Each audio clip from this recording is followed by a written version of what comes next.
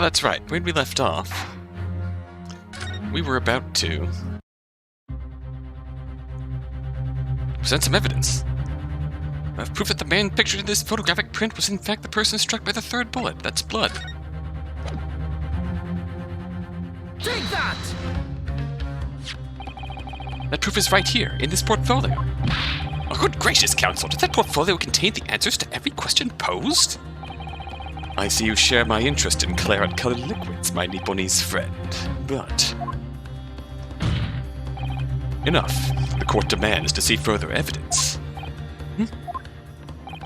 Which blood sample proves the man you identified was the one shot by the third bullet at the scene of the crime? This one! Take that! As I mentioned before, on the afternoon of the day in question, the defendant attempted, deceitfully admittedly, to reclaim this disc from Windibanks, which is when the aforementioned Egbert Benedict appeared on the scene, I believe. This man then attempted to purloin the article from the defendant's possession, no? That's correct, my lord. I myself was present at the time.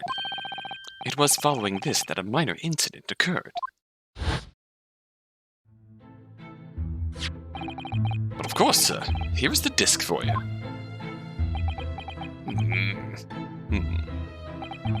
Very well. Then I shall bid you farewell. Say goodbye to style. Wait a minute. That disc is mine. What do you think you're doing, little tramp? You've drawn blood, you filthy animal. Being a music box disc, it has countless small but sharp metal protrusions over its surface. Those protrusions caused Mr. Benedict's finger to bleed. The resulting smear of blood is still visible on the disc now. Goodness, a bloodstain, is it? My assistant and I have just analyzed the bloodstain here in this very courtroom. Using my trusty fogger gun. Yes, we added the results to this portfolio. I say, it's green. It's exactly the same color as the blood around that calendar. The evidence is conclusive. The man calling himself Mr. Egbert Benedict was in Windibanks earlier in the day. Is the accomplice who was present at the scene of the crime that same night. There was someone else there. Look at those two brothers now, they're sweating buckets. Oi, what are you talking about? It's boiling in here. My lord, it is the opinion of the defense that Mr. Egbert Benedict should be summoned to the courtroom to testify. It would certainly seem that we can ill afford to ignore this gentleman's apparent presence. Objection! This has gone on long enough now. This flagrant ignorance of the mechanics of law. Sherlock Sholmes, you say? Yes, I've heard the name. The protagonist in a series of short stories for the vulgar classes. God of Detection or some such.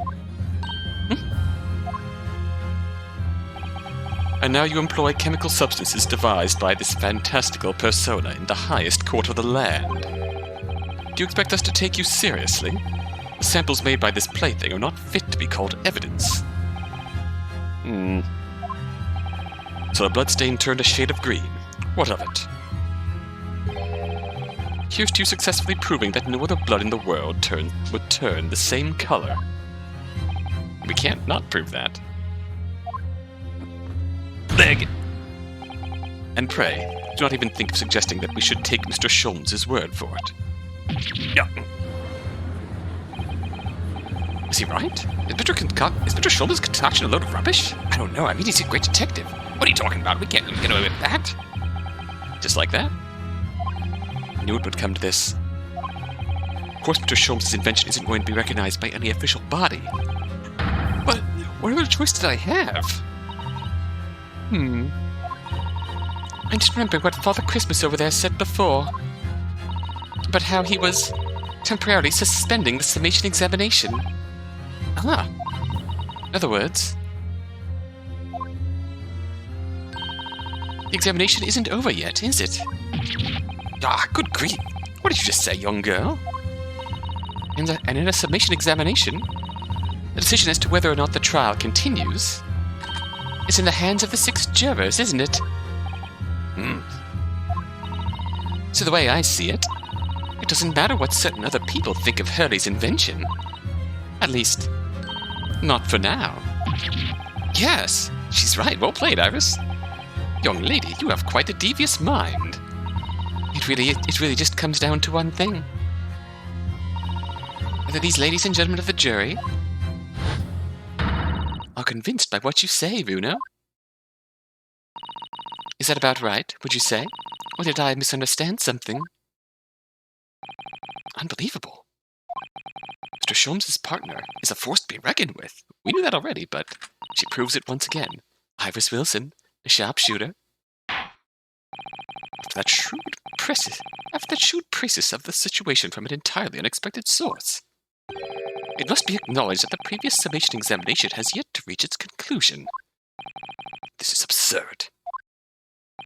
Ladies and gentlemen of the jury, the court now looks to you for your final leanings in this matter.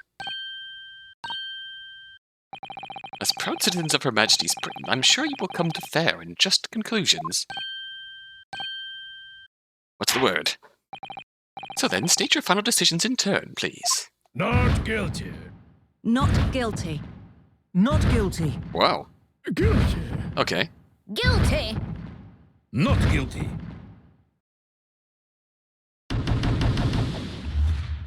That's the first time we've seen a mixed reaction like that.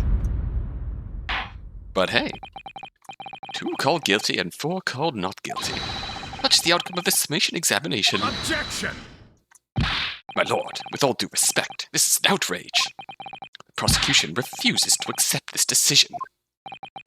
On what grounds? These jurors are persuaded by some half-baked concoction devised by a pretender to real police work. That they are too ignorant to be trusted with the judgment of anyone's guilt. I'm sorry, Lord Van Zieks, but the outcome of the summation examination cannot be ignored. This trial will continue. Gah! Gah! Take that, Father Christmas. That's a good nickname. Bless your heart, Iris. Nevertheless, we find ourselves in a rather awkward situation. The defense has very reasonably requested the subpoena of a new witness. But sadly, I fear that will be impossible. What? The name the gentleman gave for himself, Egbert Benedict, is quite clearly false. I don't believe it. Just what I managed to prove the man was there that night. Egbert Benedict was a false name? Could I say something? Who was that, please? Who spoke? Oh, it was me, my lord. Juror number 5? What have you to say, madam? If possible, Inspector. Me, ma'am?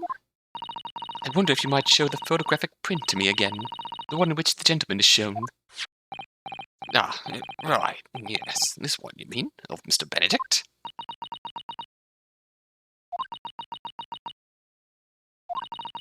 Yes, there's no doubt in my mind.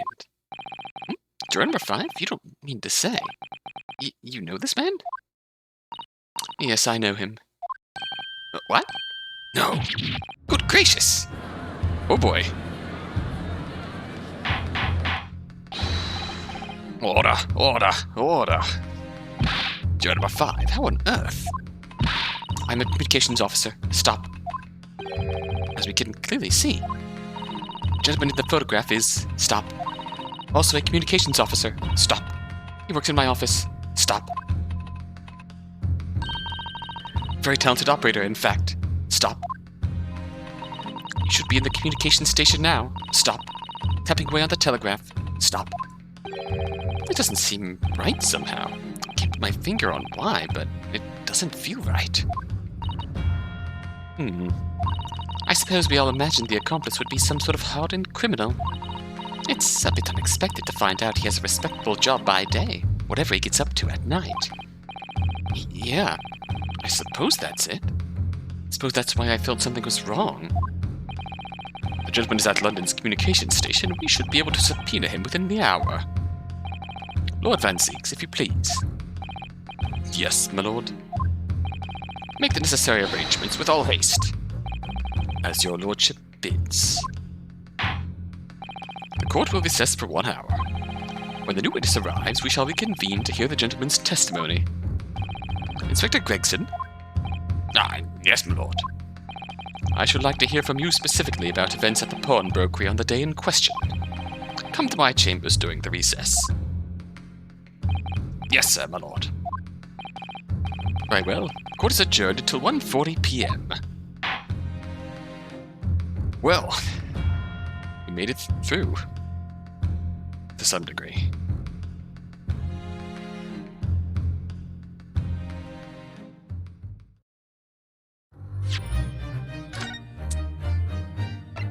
That was wild.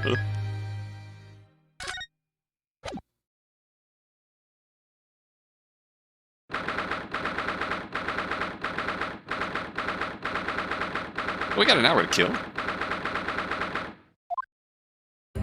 Hi, Gina. Gina. How are you holding up?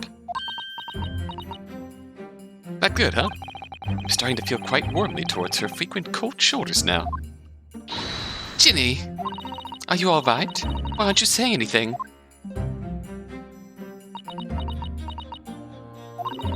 What's the point, eh? Why go to all this trouble and fight so hard? The likes of me. What? Well, you saw it. That picture. What picture? You mean this? The photograph taken by Hurley's red-handed recorder. I didn't think it would have captured a scene like this, that's for sure. It's hopeless. Anyone who sees that's gonna think I did it, ain't they? Well, I won't pretend it wasn't a bit of a shock when the prosecution first presented it to the court. Surely you've got to have your doubts about me now. You can't still think I'm innocent. Of course I can.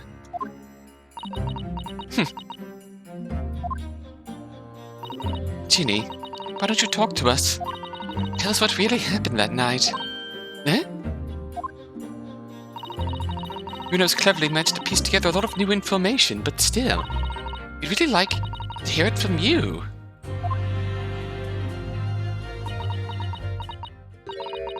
Alright then. It was after we had that dinner together at your place, right, Iris? And we all had a chat up in your office, didn't we? Yeah, I remember.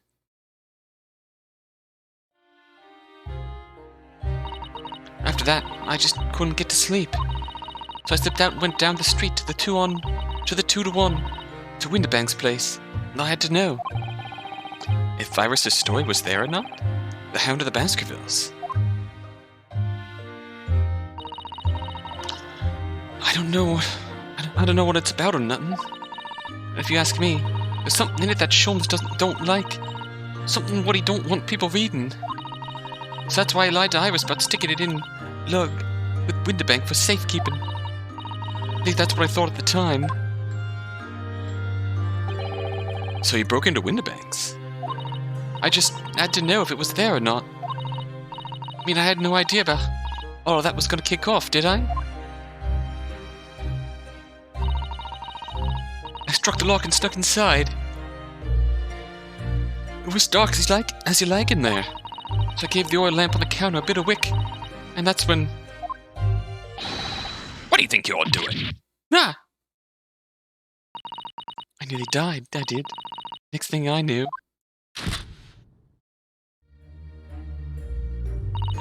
I'd grabbed the gun off the counter and was waving it in the air like... I don't know what.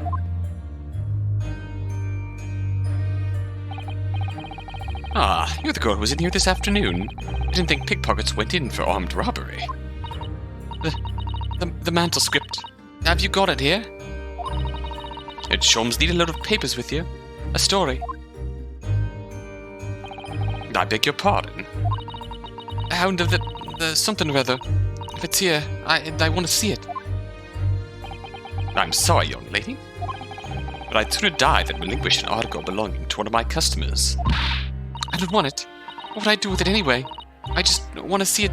It's there, that's all. Oh, you want to see it, do you? I want to know if Sholmes really pawned it here or not. Please, just let me see it and I'll go. No, very well then. But for pity's sake, stop waving my gun around, would you?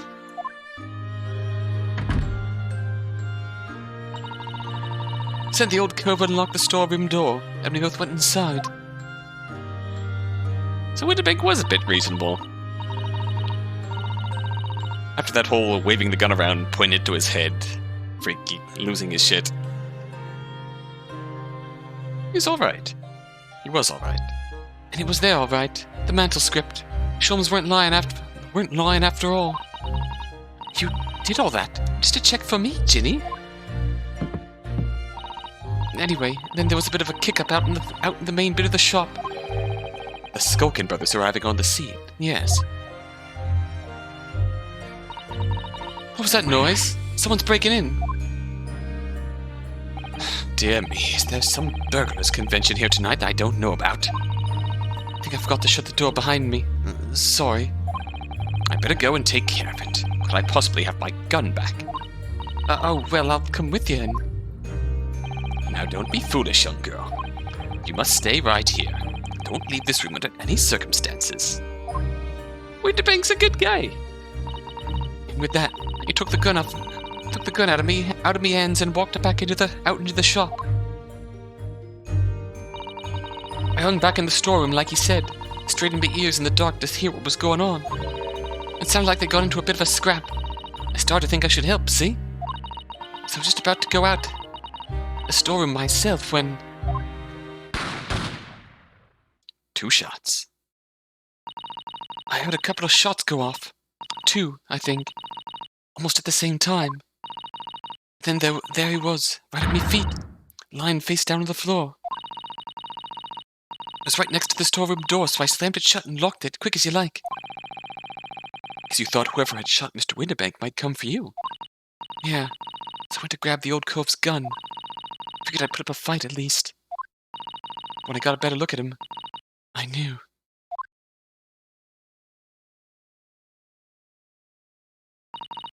Winterbank was a goner.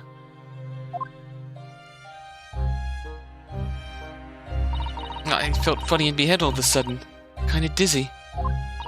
And after that, I don't remember nothing.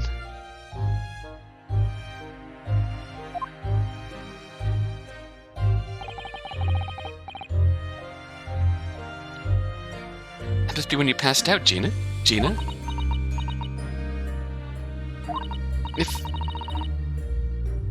If I hadn't done what I'd done, the old cove might still be alive.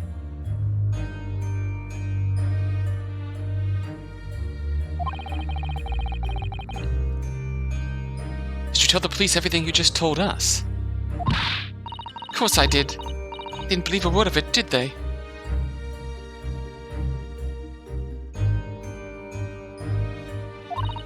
All they said was, if I kept telling lies, it'd make things even worse for me.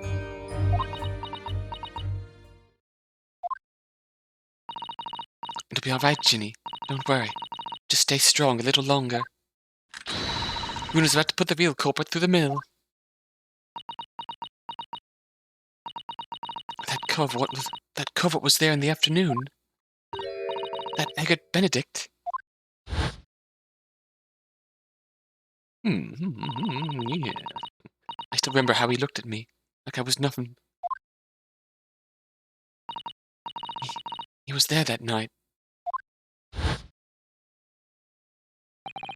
I don't know his real name yet, but I'm convinced that he's involved somehow. Anyway, thank you for telling us what happened, Gina. I appreciate your honesty. You what? You can leave it all in Runo's capable hands now, Ginny.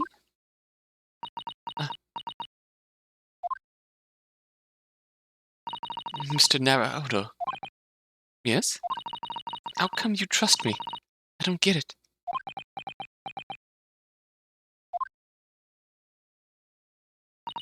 I mean, have you forgotten what happened there before? come on, it was only 2 months ago.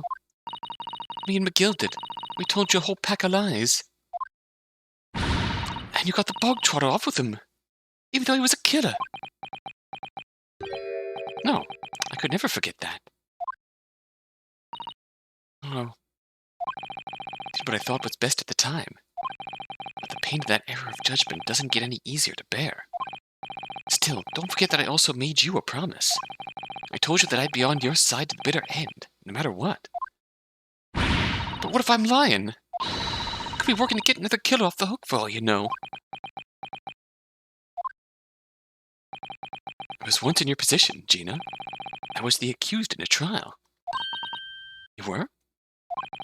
Before I left Japan, I was accused of a murder. As strange as it might sound, the circumstances of the crime were pretty damning. I was sure that no one would believe it wasn't me who'd done it. Oh, Ryuno. There was one person who stood up for me, who believed in me, was prepared to defend me. Kazuma. My best friend. Kazuma! Ryunosuke, no one believes in you more than I do. Leave this to me. All you need to do is put your faith in me, and I'll do the rest. I was so happy I cried. But even then, somewhere inside me I couldn't help thinking, surely he doesn't really believe in me. Not completely. Huh? But I was wrong.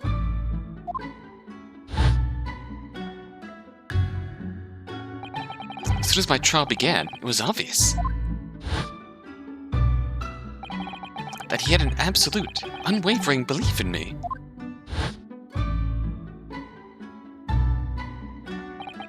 And in turn, I developed an absolute, unwavering belief in him.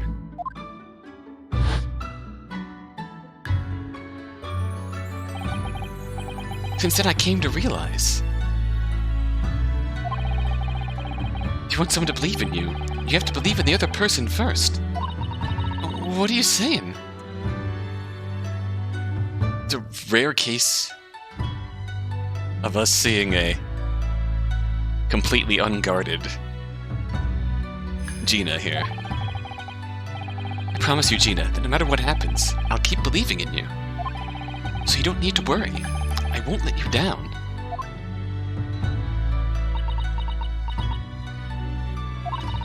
Even though I'm a diver and a no-good liar. You're not like McGill did. I know that. Eh? That's right. You're our friend, Ginny. Iris. We know you better than you think. And we've come to the conclusion that you're someone we can trust. Yes. That's really all we need to know. Exactly. Mr. Naruhodo,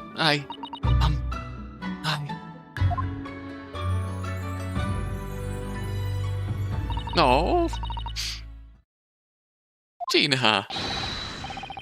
Defendant Gina Lestraw and her legal representative. Court proceedings are about to resume. Breeze head into the courtroom. Oh, damn it, we're having an emotional moment here. Yes, of course. Thank you. Oh. I'd been both a defendant and a defending lawyer in my time, so I knew only too well. Cosma theme. Just how hard it was to put all your faith in another. And I also knew just how hard it was to bear the burden of another putting all their faith in you. This is it at last. The final chapter. The final battle. Wish me luck, Suzato-san. I hope you're watching over me too, partner. Aibo. Kazuma.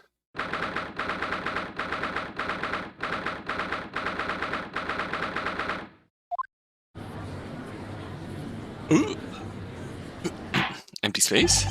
I hereby call this court to order as we resume the trial of Miss Gina Lestrade. Lord Van Zieks, have you successfully subpoenaed the witness? A subpoena was delivered to the communications station where the man works immediately, my lord. However, the heavy rain has delayed the arrival of his carriage, it would seem. I see. Let us turn our attention to Inspector Gregson's praises of this case, heard by the court this morning. The glaring omission of the third bullet in your report is a serious blunder, Inspector. Yes, I can only apologize, my lord. Although the defense's chemical analysis of the blood at the scene makes for a compelling argument, I cannot permit such untried methods to be used as evidence in my courtroom. It's a big mistake to cross Hurley and me. A very big mistake. My lord, the subpoenaed witness has just arrived in the building. Thank you, officer. Show him to the stand without delay. Mr. Eggert Benedict. I didn't expect to be crossing paths with him again so soon, and certainly not like this. This is going to be interesting.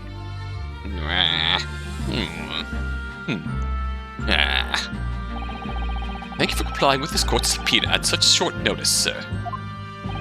But of course, my lord, as an upstanding member of London society, it is my pleasure to oblige. Now, kindly state your name and occupation for the record. Ashley Graydon, Communications Officer. Mr. Graydon and I both work at London's Central Communications Station. Now, perhaps somebody would kindly explain what all this is about. You were apprised of the situation by the court officer on your way here, I presume. Yes, I was. Something to do with a murder that took place at a pawnbroker's on Baker Street. And some nonsense about me having been there on the night in question. That is the accusation indeed. This really is beyond a joke, you know. Very well. Without further delay, the court will hear your testimony now, Mr. Graydon. You will respond to the accusation made against you under oath. Gladly, my lord. Gladly. I just wanted to live a quiet life. After all. The accusation.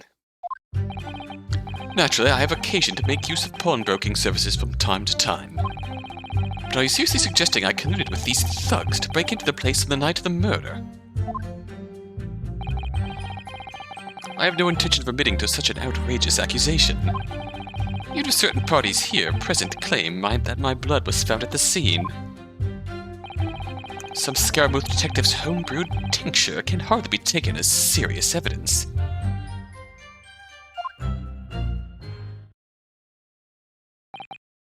So, you deny the accusation completely, do you? I must say, I am dismayed. For the highest court in the land to be swayed by this self-professed detective's toy. It was the will of the jury, and our great British justice system demands that the jury's will is upheld. It would seem we have the misfortune of a most inept assembly of jurors today. By golly! How long am I expected to be detained here? If, following the defense's cross-examination, your involvement in this matter has not been established, you will be free to leave immediately. Good. Then I shall be away in time for afternoon tea. Some small consolation, at least. Let us not hold up Mr. Graydon any longer than necessary, counsel. Proceed with the cross-examination. And so, meet again, Mr. Eggert Benedict. Or is it Mr. Graydon? My apologies. You are? Ryunosuke Naruhodo, defense lawyer. We have met. If you say so. Ashley Graydon. Enchanté. Enchanté. Or perhaps so. Yeah. Ah! I trust we can conclude this quickly. But I'm not holding your flashy hat while we do. Put it on, put it on, put it on! 1, 2. The accusation. Alright. Hold it! Yes, we even met in this very pawnbrokery where the crime took place on the afternoon of the day in question. Though, of course, you introduced yourself by a different name at the time. I have a thought of how to go about this testimony, but we're going to press everything first. It was Mr. Eggert Benedict, I believe. Tell me, what made you... The witness is here to testify about events that took place that night. He's under no obligation to answer such unrelated questions. You can't be serious. Thank you.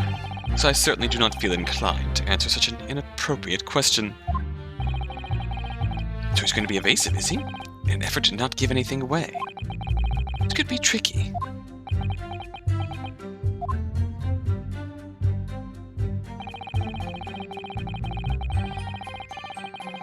Hold it! Have you seen these two men before? This pair? Oh? No, I do not. I don't associate with criminals. Said by a man who introduced himself as Eggert Benedict. I'd like to know who I have to thank for this. Who made this outlandish accusation against me? The young lawyer there in the black. This is a farce. Wiggle, wiggle, wiggle. Whose idea was it to permit an outsider to work in the British court anyway? Well, needless to say.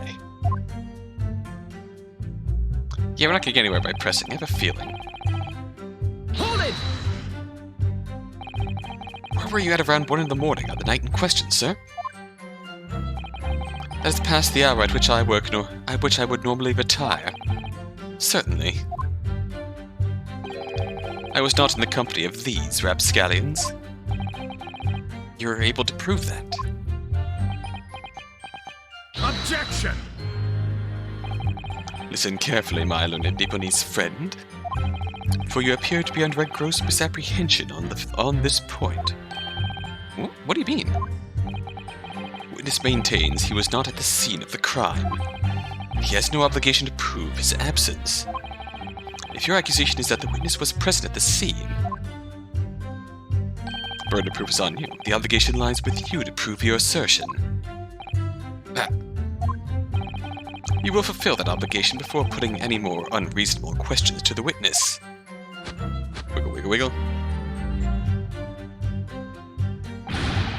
A silent victory. A silent victory, Wiggle. Thanks.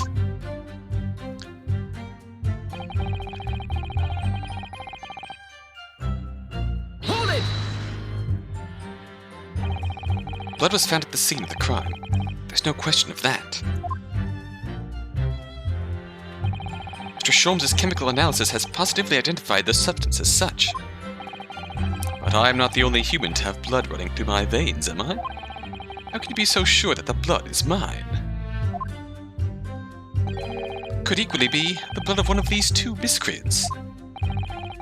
Every individual's blood has a slightly different composition, it seems. Mr. Sholmes' chemical is able to differentiate different blood samples by... Spare me the science lesson. Who is this Sholmes character, anyway?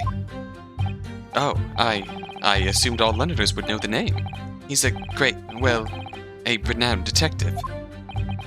So even you are unable to bring yourself to say great detective. A great detective, you say? Tisk. Now we're in the realm of fairy tales, aren't we? Well, this is interesting. Excuse me. Do you have something to say about that, Mr. Skulkin? Yeah, what? Me? No, the Mr. Skulkin next to you. Right, I've had enough to hear with this. How many times have I got to tell you? Not you, Gregsy.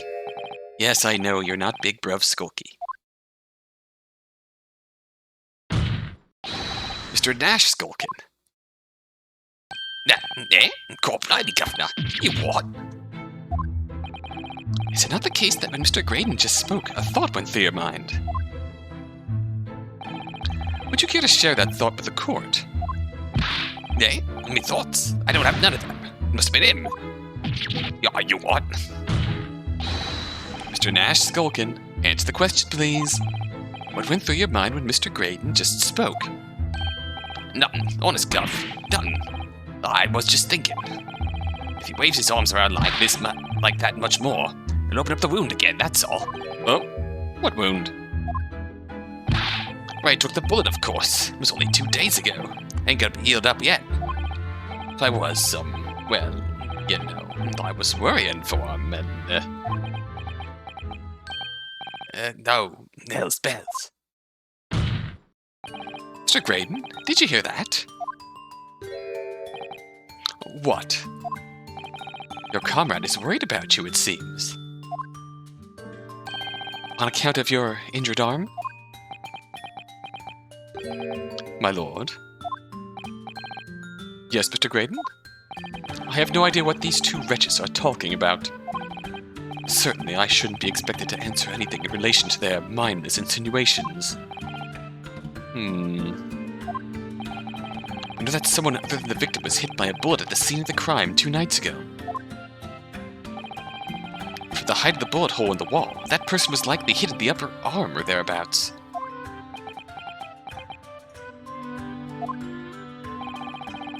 Perhaps you'd allow a court official to examine your arm, sir? The left arm that you're currently clasping with your right hand, as if in pain.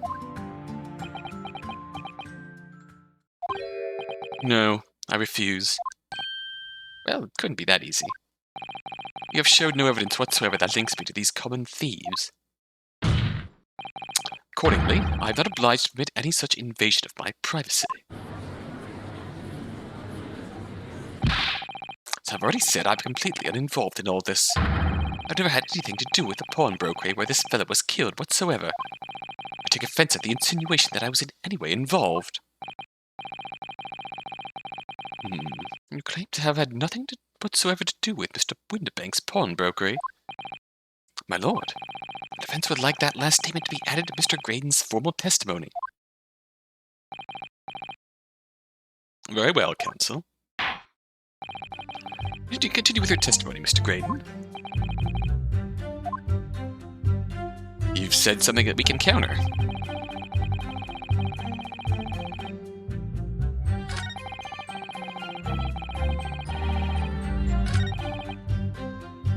Hold it! Never had anything to do with it. You forget that I was there, Mr. Graydon, on the very afternoon of the incident. Obviously, I'm not a complete stranger to the pawnbrokers. I'm currently on the lookout for an armchair to furnish my study. Objection! No, you were there to redeem an article. I have no idea what you're talking about. Oh, Excuse me! someone here does. Do you have something to add, Inspector? Eh? Come again, sunshine? You were there too, in fact, weren't you, Inspector? That afternoon. Well, yes, I do remember you said meeting yourself in the pawnbrokers that afternoon. You, your young Japanese assistant, and the accused, all present, as I recall. And at that time, the witness, Mr. Graydon, was trying to acquire a particular article.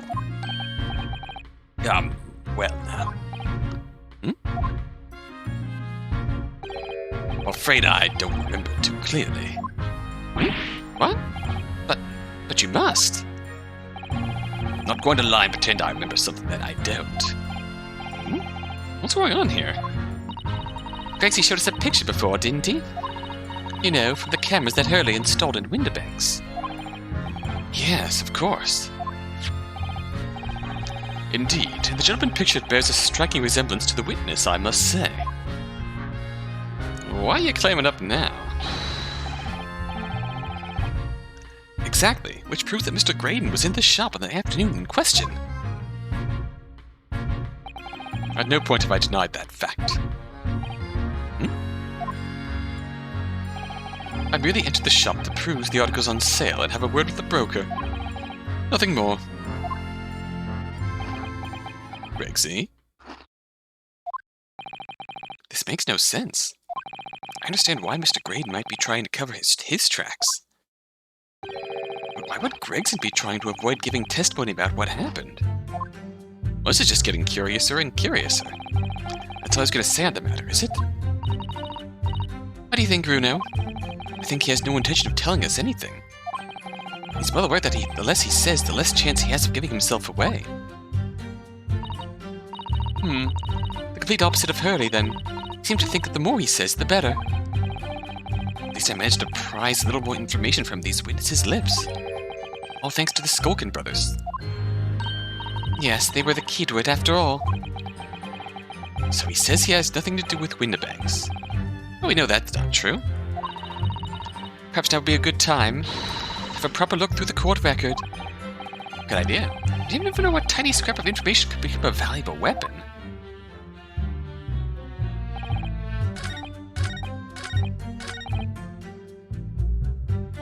E.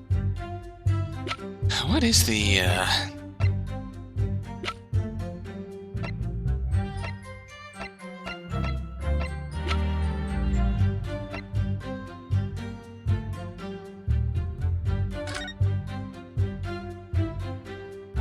the cat?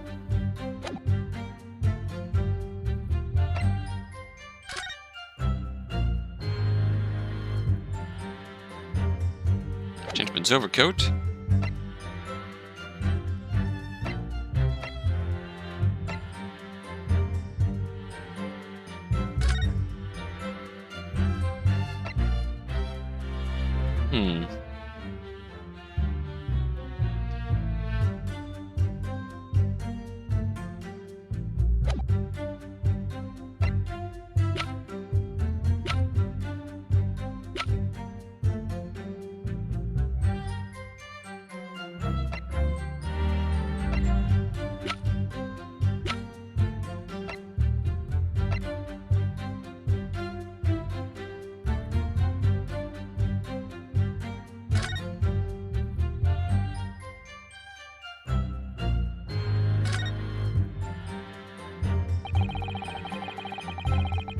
Alright, write about a redemption ticket. Printed very neatly, but still, perhaps he ran out of paper, so he had to use anything he had to hand. It's hard to know what's the front and what's the reverse side now.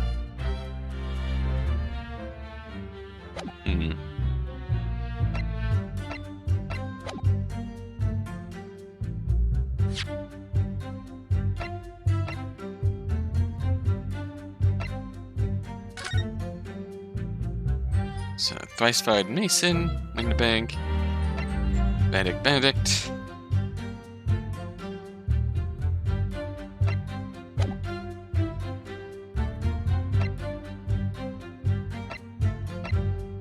Is it the coat?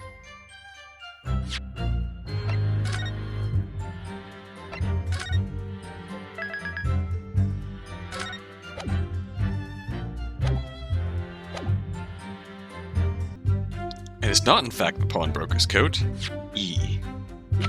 It is, in fact, the disc. Objection! Have you ever seen this disc before, Mr. Graydon? Why? Was it supposed to mean something? The disc was, until the day of this murder, a pawn in Mr. Windibank's shop. It was deemed by the defendant, Miss Gina Lestraw, that afternoon. However, somebody mysteriously appeared to try to take it off of her. That somebody was you, of course. Wasn't it, Mr. Graydon? As I have reiterated numerous times now, you are mistaken. That was not me. I've never seen that disc before in my life. It may have escaped your notice, but there is a small smear of blood on the disc. Ah, yes, resulting from an abrasion of the thumb, perhaps. That's right. The surface of the disc is covered in hundreds of tiny metal bumps. In the skirmish to acquire the disc, the thumb of the person who tried to take it suffered minor lacerations.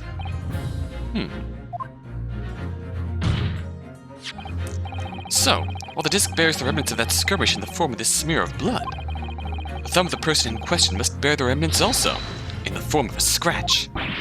Ah, good gracious! Indeed it must!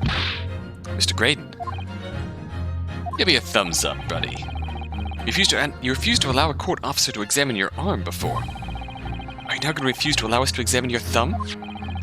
as I have no doubt that it bears a small scratch consistent with this smear of blood on the disc. I wear gloves all the time, my boy. Well, well. Twould seem I underestimated you. Wow, what is the meaning of this? So you admit it now. You admit you have a scratch on your thumb for when you attempted to take the disc for the defendant. It's a small detail. One that's easily defensible, but... Order. Order. Well, Mr. Graydon.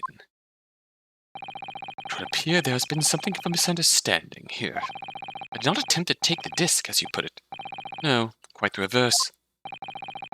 What are you trying to say? It's really quite simple, you see. The disc was mine from the outset. There's some crime in taking an item that you own out of pawn. What? It would seem, Mr. Graydon, that in this piece of evidence, my learned friend has established a link between yourself and the incident. Accordingly, you will tell the court everything you know about this disc. Now. As you wish. Though I'm quite sure it has nothing whatsoever to do with the pawnbroker's murder. What's going through your head that you're willing to tell us that? You're willing to admit that? There's a note on the disc saying for McGilded, but the item belongs to me. The redemption ticket was stolen from me by the accused, that filthy gutterling, on the day in question. I proceeded at once to the shop in order to explain my situation and redeem my article. So that was a fucking lie. In the end, of course, the disc was taken by the police. In other words, I had absolutely no reason to break into the shop later that same night. Did I hear you correctly, sir? McGilded, you say? The famous London philanthropist. Who perished in this very courtroom 2 months ago after being acquitted of a distinctly messy murder. Yes, my lord. The one and the same. You brought McGilded into this. Things are about to get messy. Good lord, Mr. Graydon. Are you saying that Mr. McGilded and yourself are acquainted? Yes, that's correct.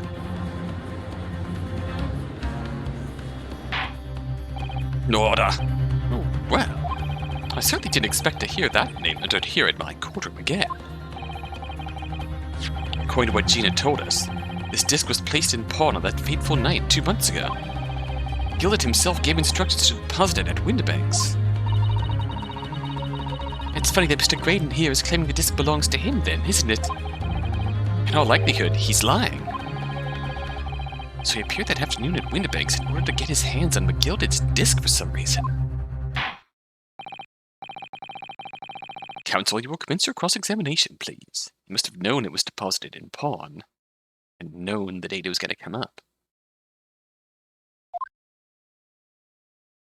And known who he gave the pawn ticket to, since he had a description of Gina when we first saw him at the office. Fishy, fishy. Hold it! Would you care to explain how this belongs to you? As you will observe, a communications officer such as myself commands a fine salary. You are certainly exquisitely dressed, sir. So you see I have little need to make use of the services provided by the pawnbrokery trade. However, I did once find myself in difficulties having misplaced my purse whilst on errand, which is why I pawned my fine black overcoat to the broker in question. You claim that was your overcoat? Obviously, and in my haste I clean forgot. The music box disc was in its pocket. And yet there was a note on it that reads, "For McGilded." I'm a collector of rare and unusual music box music. I first met Mr. McGilded at a gentleman's club in the city and was interested to discover that he shared my penchant to the area. So the disc in question, it's a pre-production sample. I promised to let Mr. McGilded hear it. Oh boy. This is gonna go well when we actually try and play the music disc and it starts playing musical gibberish. Then you forgot that it was in the pocket of the overcoat you were forced to pawn. Yes, exactly. Gina didn't mention any of that in her testimony 2 months ago, did she? No, because Mr. McGillen had threatened her to keep her mouth shut. Which means that if we dig too deeply here, it's going to expose Gina's perjury. Oh dear, this is complicated, isn't it? Let's leave it alone for the time being. Leave it alone while we can. Hold it! So you're saying that Miss Lestrade lifted the ticket from your pocket, or bag? That's right, despite being mindful of danger when walking in that insalubrious areas her kind frequent. Objection! Miss Lestrade did no such thing. Well, of course you would take that stance. The girl is a regular offender. You came to the pawnbrokery that day prepared with all the information you needed to identify the defendant. Prove it. You were looking for her. That's what brought you to Windibanks. You're right, but prove it. To get your hands on Mr. McGilden's disc. Objection! Prove it. My learned friend is a veritable font of nonsense.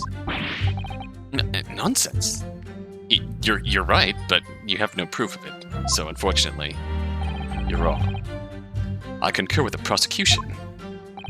Counsel, you will refrain from conjecturing in this way. Is that clear? Yes, my lord. I will continue with my testimony for what possible use it can be.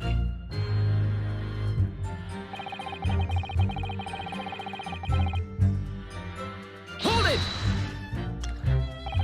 Had you ever been to Windibanks before? Only once for the purposes of pawning something. But like many, I enjoy browsing in such establishments. Just when you noticed that the pickpocket had taken your ticket, you chased after her. Is that correct? Yes, that's right. I didn't notice at first, of course. Such is the art of the pick purse. When I did, I headed to the pawnbrokery at once, in order to reclaim my coat before the thief could. Was merely trying to recover what was rightfully mine in the first place. He can say what he likes because he knows we have no evidence to contradict him on this. Yeah. At the end of course. Hold it! Yes, it was taken by Inspector Gregson here, wasn't it? That's right. This was the very man. Apparently the police are collecting anything that has a connection to Mr. McGilden as evidence. Gregsy? Excuse me! Something wrong, Inspector? Nah, well, what do you mean? That last remark Mr. Graydon made in his testimony seemed to trouble you in some way. Eh? No, it didn't. It's nothing. Leave it alone. Let me ask you this, Inspector. Why is Scotland Yard gathering Mr. McGilden's possessions? I can't tell you something like that, Sunshine. What is it, Inspector? Investigative secrets? Yes, exactly. You should know all about that. Magnus McGilden, who died so unexpectedly after his trial 2 months ago. A man renowned throughout the capital for his great contributions to public life. Yet he had a dark side, too. Where you going with this, Van Zieks? I suppose the police are dealing with the aftermath of his nefarious activities, aren't they? That's enough. Coppers like me have duties to carry out that we're not at liberty to talk about. That's all you need to know. Duties conferred by Lord Strongheart, I presume. The Lord Chief Justice appears to have great faith in you, Inspector.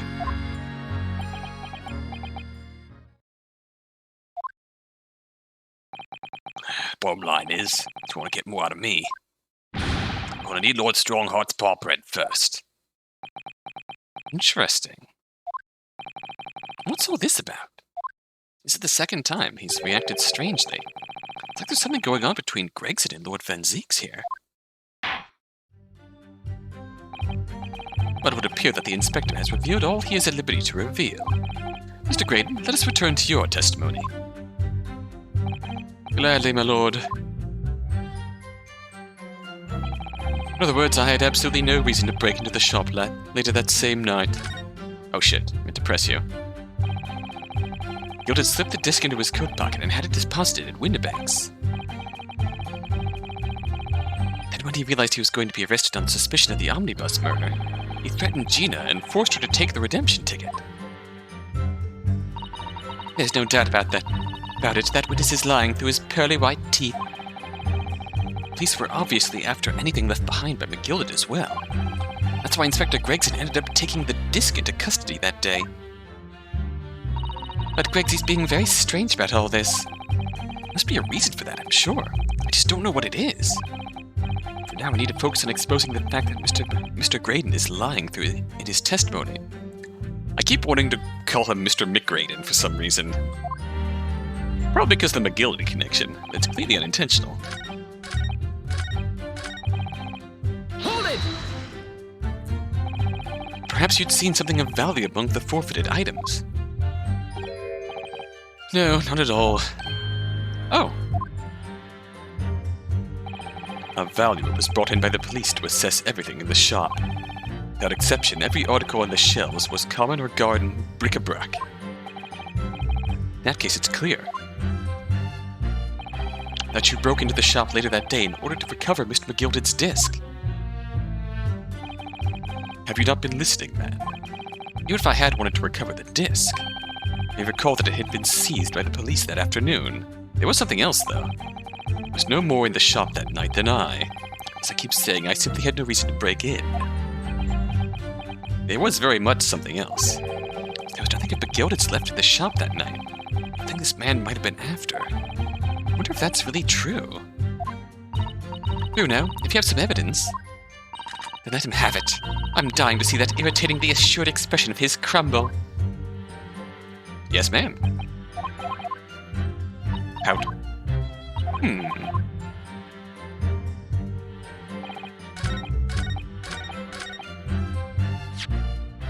It's this other ticket for the box. Objection! This disc was deposited at Windibank's on Magnus McGilded's instructions. You knew that, and you went there with the intention of obtaining it for yourself. Objection! Conjecture again. And in any case, the disc was taken into custody by the police that afternoon. The witness had no reason to visit the pawnbrokery again that night. Objection! Sorry, my learned friend. But that's not true. I love Ryunosuke throwing that back at him. What? Mr. McGilded had another article in pawn at Windibank's. As this second pawnbroker's ticket proves. There were 2 articles belonging to Mr. McGilded in Windibank's pawnbrokery. The reason you broke into the shop that night was to recover the second one. Together with your 2 accomplices, the Skulkin brothers. This is the second ticket, is it? What had the man deposited? The article description reads, 1 small box. A rather vague description, it seems to me. Are you suggesting that I broke into the pawnbrokery with these clouds in order to steal some trinket box? I believe there are adequate grounds to suspect that you did. This is absurd. Why on earth would I do such a thing? Once the article had been forfeited, I could simply walk into the shop and purchase it.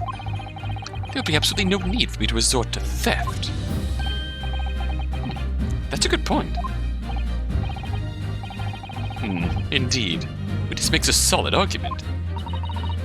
That means that for some reason, this Graydon fella needed the small box that very night, does it? Objection! It's time to put an end to this nonsense, my lord. Uh-oh. Would you be a little less cryptic, Lord Van Ziekst? Yes, please. I do hate to ruin my learned friend's argument, but the truth is quite incontrovertible. The night in question, no small box was taken from Windibank's pawnbrokery. And rest assured, the prosecution can prove it. Oh. What? Good gracious! Inspector, show the photographic prints to the court, if you please. Yes, sir. What prints? These prints were taken from one of the detective's security cameras. I heard he's red-handed recorders again. As previously explained, using this plan of the shop layout. The victim's establishment was furnished with automatic cameras in 2 locations. One was set to capture the counter where Mr. Winterbank received his customers. The other was set to capture the shelves on which the articles were placed for sale once forfeited. Oops, I think I had the wrong voice there. According to the information on this ticket, the gilded small box had been forfeited already. 2 days before the incident, at 9 p.m. on the 13th April to be precise. Which means it would have been on the shelves of the forfeited items in the shop front. Now what I have here is a print taken by one of the cameras about 2 hours before the incident. At 11 p.m. on 15th April. Small box. The victim certainly had a very full shop, it would appear. And then here we have another print. Uh-oh. We have 2 identical prints. You know what that means.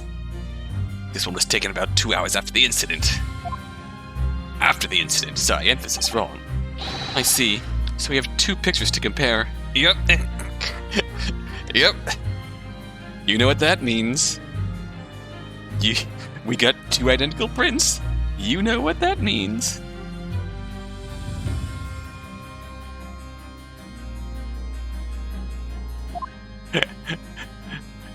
There we go.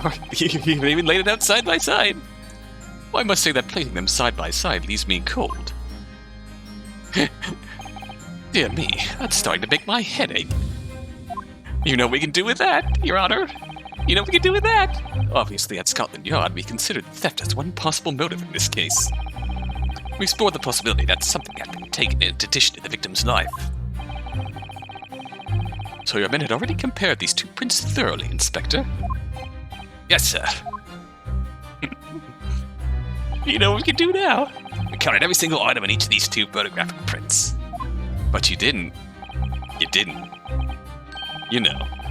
The Yard's conclusion is that exactly the same number are present in both. In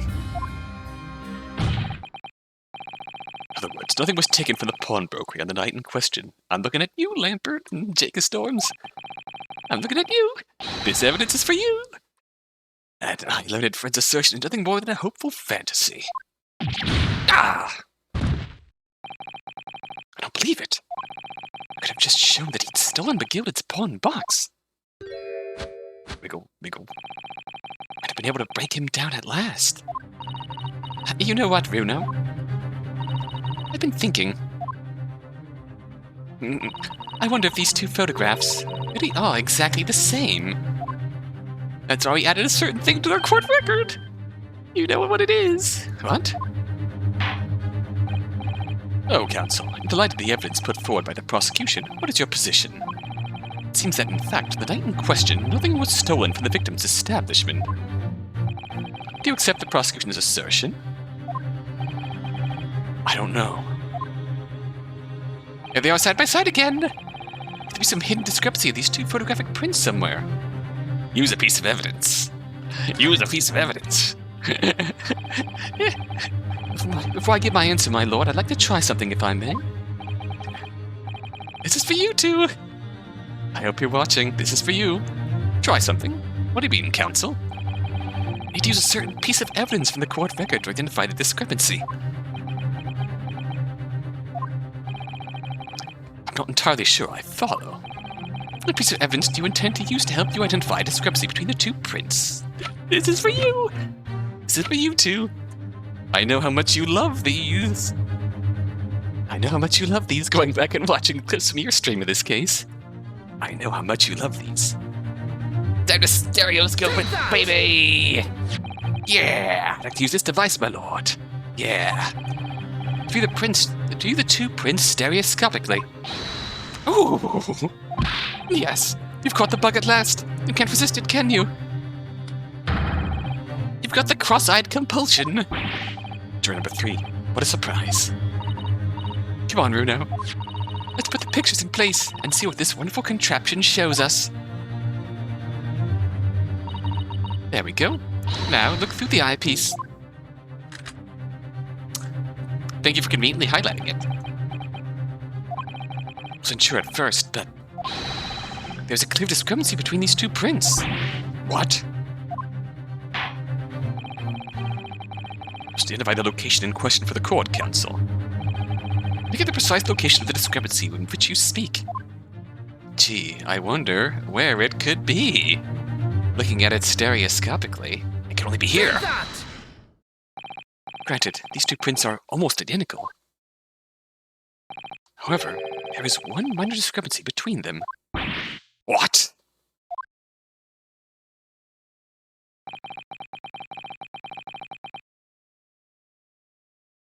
You view these two pictures stereoscopically. Box was disturbed. A single area stands out as being different. Location of this small box. Yes. Yes. Yes. Now you're thinking with stereoscopes.